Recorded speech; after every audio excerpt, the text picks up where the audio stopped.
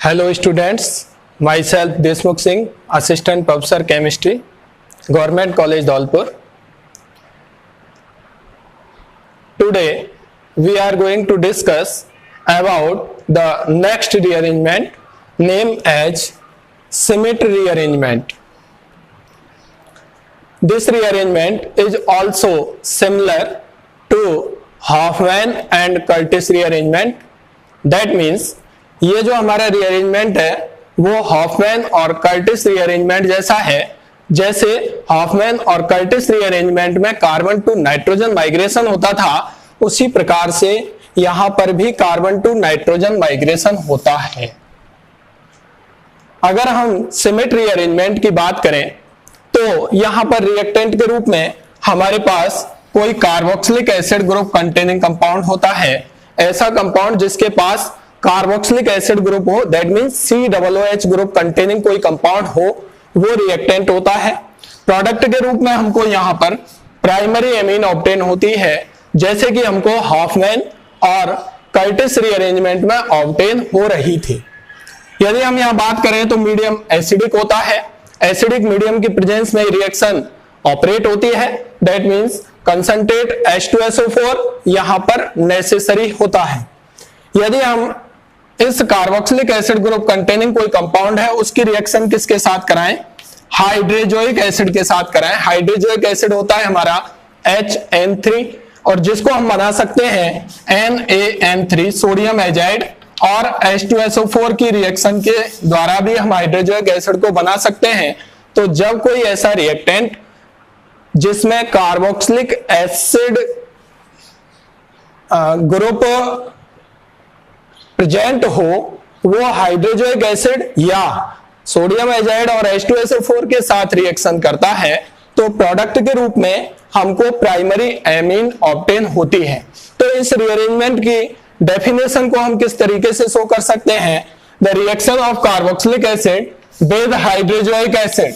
Hydrazoic acid means HN3 और sodium azide and H2SO4, that means NaN3 plus H2SO4 in presence of concentrate H2SO4,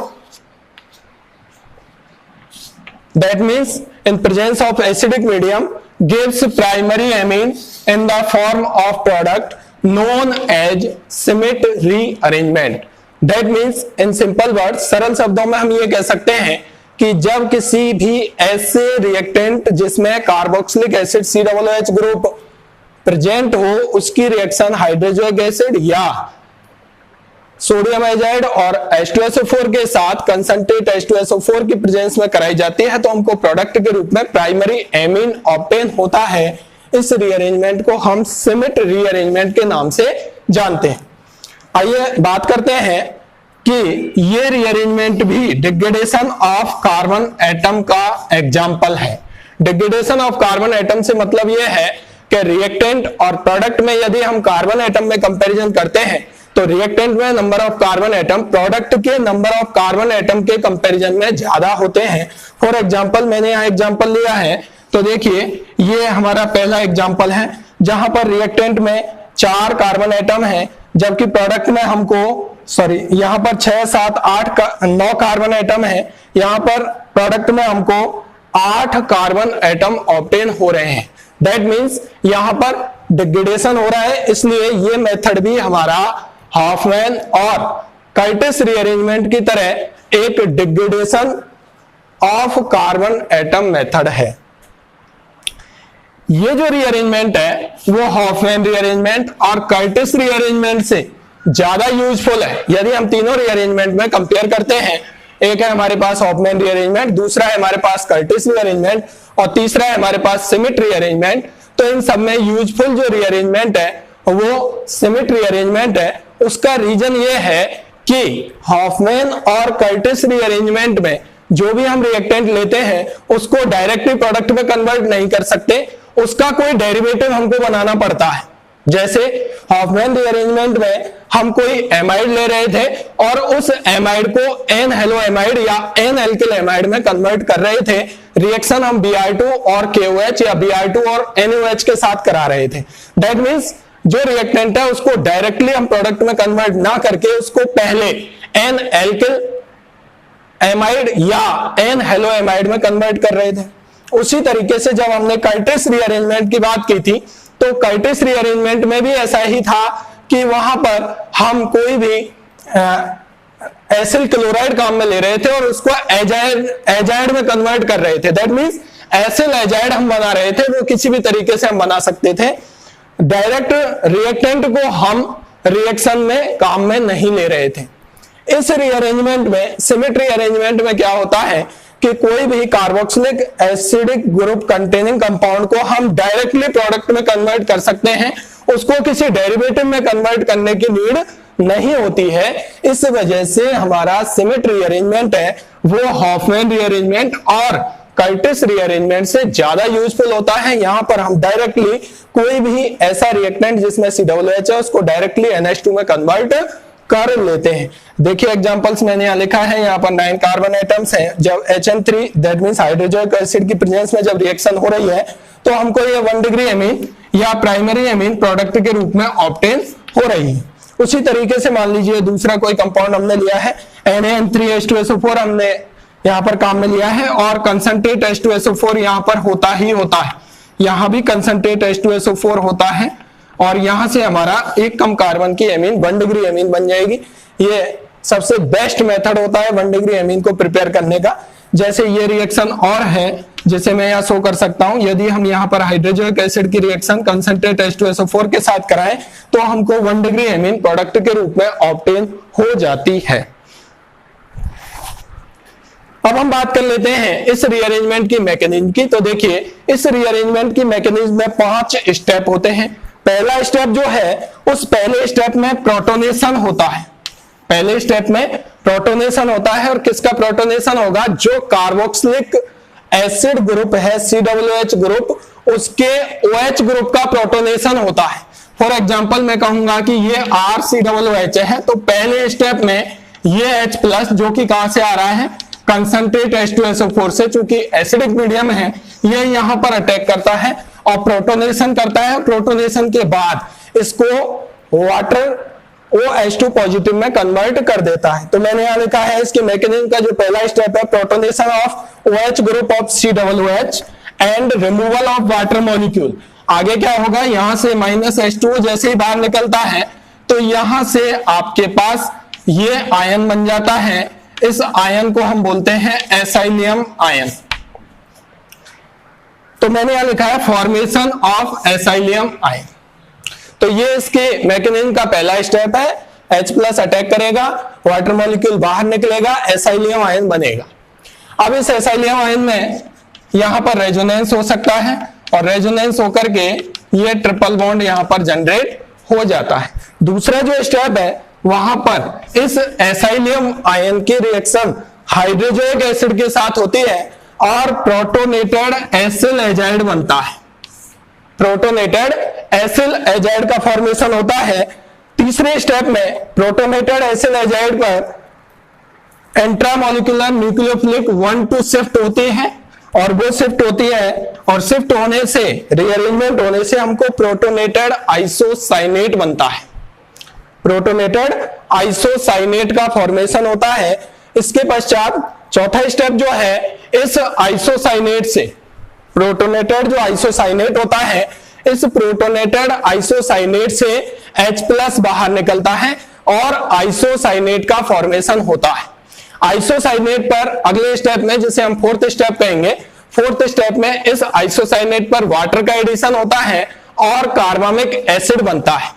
और 5th step जो कि इस rearrangement की mechanism का last step होता है, उसमें 5th स्टेप में जो हमारा कार्बामिक एसिड बना है उसमें डीकार्बोक्सिलेशन होता है और डीकार्बोक्सिलेशन होने के बाद हमको प्रोडक्ट के रूप में 1 डिग्री एमीन, दैट मींस एक कम कार्बन की एमीन हमको ऑब्टेन हो जाती है। तो इसकी मैकेनिज्म के टोटल 5 स्टेप होते हैं। पांचों स्टेपों को हम यहाँ पर देख सकते हैं।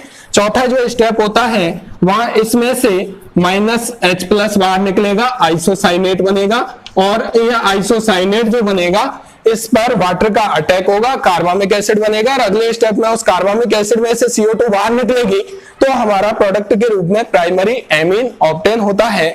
आइए हम मैकेनिज्म के इन पांचों स्टेपों को किसी एक एग्जाम्पल की सहायता से समझने का प्रयास करते हैं। यहां पर हम एग्जाम्पल ले रहे हैं RCOOS से हमें बनाना है ये। तो मैकेनिज्म के देखिए यहां पर कौन कौन से स्टेप होते हैं। तो फर्स्ट स्टेप जो हमारा है वहां पर ये H+ यहां पर अटैक करेगा और अटैक करने के बाद यहां से हमारा बनेगा ये OH2 पॉजिटिव और यहां से -H2 निकलेगा बाहर। तो ये हमारा फॉर्मेशन हो जाएगा किसका, एसाइलियम आयन का। ये पहला स्टेप है, formation of acylium ion by the protonation of hydroxyl group of any carboxylic acid and removal of water molecule. इस एसाइलियम आयन में रेजोनेंस हो सकता है, इसकी रेजोनेटिंग स्ट्रक्चर को हम इस तरीके से बना सकते हैं। ये अब ये हो गया हमारा फर्स्ट स्टेप।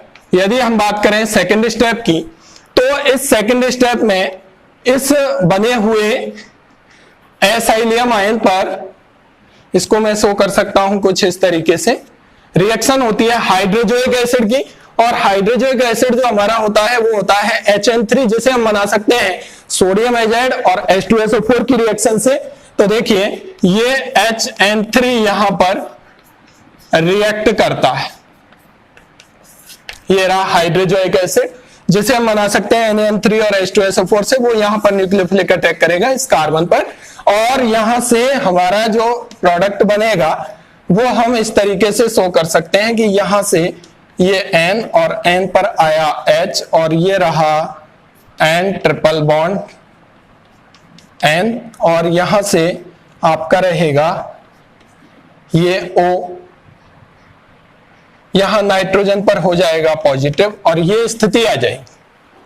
ठीक है, उसके बाद अब हम बोल सकते हैं कि इस स्टेप में अब जो बना है ये जो प्रोडक्ट होता है वो हमारा होता है protonated acyl azide. Azide group का मतलब ये हुआ N3 ग्रुप जो होता है N3- उसे हम बोलते हैं एजाइड ग्रुप। ये बन जाता है हमारा प्रोटोनेटेड एसिल एजाइड। अब यहां से प्रोटोनेटेड एसिल एजाइड में से अगले स्टेप में जिसे हम बोल रहे हैं थर्ड स्टेप, और ये इसका स्लो स्टेप होता है RDS होता है। और यहां पर यहां से N2 का बाहर निकलना, N2 यहां से बाहर निकलती है -N2 और यहां पर 1-2 शिफ्ट होती है। और 1-2 शिफ्ट जो होती है वो न्यूक्लियोफिलिक रीअरेंजमेंट के थ्रू होती है, इंट्रामोलिकुलर होती है और कंसर्टेड मैकेनिज्म में होती है। कंसर्टेड मैकेनिज्म से मीन यह है कि कार्बन से नाइट्रोजन की तरफ माइग्रेशन होना और नाइट्रोजन का बाहर निकलना, दोनों स्टेप साथ साथ होते हैं। तो इसको हम इस तरीके से शो कर सकते हैं कि ये कार्बन से यहां पर शिफ्ट हुई है, इसे हम नंबरिंग देंगे 1-1 और इस नंबरिंग को यहां तक कंटिन्यू करेंगे तो ये 1-2 शिफ्ट होगी और यहां से N2 हमारा निकल जाता है बाहर। तो जब ये N2 बाहर निकलता है तो हमारा प्रोडक्ट क्या बन जाएगा वो आप देख सकते हैं। यहां से ये R और R की बॉन्डिंग हो जाती है इस समय NHC डबल बॉन्ड O के साथ। यहां R की बॉन्डिंग NH के साथ हो जाती है और ये C डबल बॉन्ड O आपका यहां से मेंटेन रहता है और N2 आपकी हो जाती है यहां से बाहर। ये बना आपका इस स्टेप में प्रोटोनेटेड आइसोसाइनेट। यहां इस नाइट्रोजन के पास ये चूंकि न्यूक्लियोफिलिक रीअरेंजमेंट है, इस बॉन्ड के इलेक्ट्रॉनों को लेकर के आ रहा है, यहां से ये हाइड्रोजन जो है वो बाहर निकल जाती है अगले स्टेप में। यहां से जो अगला स्टेप होगा वो -H+ और H+ के बाहर निकलने से यहां बनता है एल्किल आइसोसाइनेट, ये बनता है आइसोसाइनेट। अब इस आइसोसाइनेट पर अगले स्टेप में वाटर का एडिशन होता है। ये आपका थर्ड स्टेप था। थर्ड स्टेप के बाद ये आपका फोर्थ स्टेप है और फोर्थ स्टेप में यहां पर H2O अटैक करता है और जब इस पर H2O अटैक करता है तो यहां पर हम जोड़ते हैं न्यूक्लियोफाइल और यहां पर हम जोड़ते हैं इलेक्ट्रोफाइल। और इलेक्ट्रोफाइल जब हम यहां पर जोड़ेंगे तो यहां जुड़ेगा H और यहां पर जुड़ेगा OH। यहां से -CO2 बाहर निकलती है डीकार्बोक्सिलेशन होता है और डीकार्बोक्सिलेशन से ये CO2 इस तरीके से बाहर निकलती है और यहां से हमारा 1 डिग्री एमीन हमको प्रोडक्ट के रूप में ऑब्टेन हो जाता है। तो इसकी मैकेनिज्म को हम 5 स्टेप में शो कर सकते हैं और इस तरीके से हम इस रीअरेंजमेंट को क्लियरली एग्जांपल्स की सहायता से एक्सप्लेन कर सकते हैं। मैंने यहां पर कुछ एग्जांपल्स इस रीअरेंजमेंट से रिलेटेड लिखे हैं। तो यहां पर देखिए, ये हमारा कोई रिएक्टेंट है, उसकी रिएक्शन HN3 के साथ हो रही है कंसंट्रेट H2SO4 में। तो सीधा सा आंसर आपको इस COOH ग्रुप को NH2 ग्रुप में चेंज करना है, आपका डायरेक्टली आंसर आ जाएगा। और यहां पर प्रोडक्ट के रूप में हमको ये बेंजीन एमीन, जिसे हम बोलेंगे एनिलीन, वो ऑब्टेन हो जाएगी। जब हम बात करते हैं यहां पर, तो यहां पर आपका ये बेंजोइक एसिड है वो डाइमेथिल सब्स्टिट्यूटेड है। आपको सीधा सा इस COOH ग्रुप को इसके साथ रिएक्शन के फलस्वरूप NH2 में कन्वर्ट करना है, डायरेक्टली आपको आंसर मिल जाएगा। अब हम बात करते हैं नेक्स्ट एग्जांपल की, जहां पर 2 COOH आपके पास हैं और यहां पर हम अब रेशियो सेलेक्टिविटी देखेंगे कि ये जो सिमेट्री अरेंजमेंट होगा, कौन सा COOH NH2 में कन्वर्ट होगा जब हम इसकी रिएक्शन Na3H2SO4 और मैं कह सकता हूं HN3 के साथ कंसंट्रेट H2SO4 की प्रेजेंस में करेंगे। तो यहां पर मोर स्टेरिकली हिंडर्ड जो COOH होगा वो more sterically hindered COOH NH2 group में चेंज होगा। उसका रीजन ये है, इसी वजह से ये जो रीअरेंजमेंट है वो हॉफमैन और कर्टिस रीअरेंजमेंट से ज्यादा यूजफुल है, क्योंकि वहां पर यदि हम बात करें तो एसिड डेरिवेटिव होता है कोई ना कोई, या तो कोई क्लोराइड हो सकता है, एसिल क्लोराइड हो सकता है, या कोई फिर एमाइड होता है, उसकी रिएक्शन कराते हैं। यहाँ डायरेक्टली हम उस एसिडिक ग्रुप की रिएक्शन करा रहे हैं और मोर स्टेरिकली हिंडर्ड जो कार्बोक्सिलिक ग्रुप है उस पर रिएक्शन होती है। तो हमारा यहां से ये जो प्रोडक्ट बनेगा वो प्रोडक्ट ये होगा NH2 और यहां पर रेशियो सेलेक्टिविटी आपको दिखानी है कि ये वाला COOH ग्रुप चेंज नहीं होगा।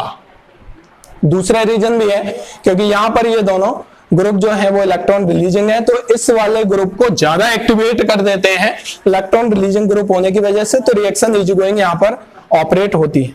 नेक्स्ट एग्जांपल की बात करें तो यहां पर सीधा सीधा COOH को आपको किस में चेंज करना है, NH2 ग्रुप में चेंज करना है और यहां से CH3 और CH3 और एल्डिहाइड और कीटोन भी इस रिएक्शन को शो कर सकते हैं, कार्बोक्सिलिक एसिड ना हो करके। यदि हमारे पास कोई एल्डिहाइड है वो इस रिएक्शन को शो कर रहा है तो वहां से प्रोडक्ट के रूप में हमको साइनाइड मिलता है, एल्किल साइनाइड। और यदि हमारा कोई कीटोन है वो इस रिएक्शन को यदि शो कर रहा है तो हमको प्रोडक्ट के रूप में कोई सब्स्टिट्यूटेड एमाइड मिलता है, जैसे आपको बेकमैन रीअरेंजमेंट में मिला था उसी तरीके से यहां पर आपको एमाइड मिलता है। इन दोनों की मैकेनिज्म अलग है, जो मैंने टेक्स्ट मटेरियल आपको अवेलेबल कराया है उसमें मैकेनिज्म दी हुई है। एल्डिहाइड यदि है तो एल्किल साइनाइड बनेगा, कीटोन है तो उससे सब्स्टिट्यूटेड एमाइड बनता है। ओके।